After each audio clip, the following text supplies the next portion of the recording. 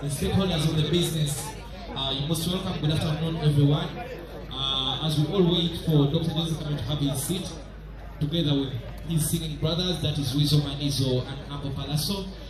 Tujja kusaba buli omu asooka afune aterere afune watuula Mujje yaga ku mwezi 10, that is February. Thank you so much for coming out tonight. Twagala obaniriza mwena. You can have your seats. The press, thank you so much for keeping time, and we apologize to wait today.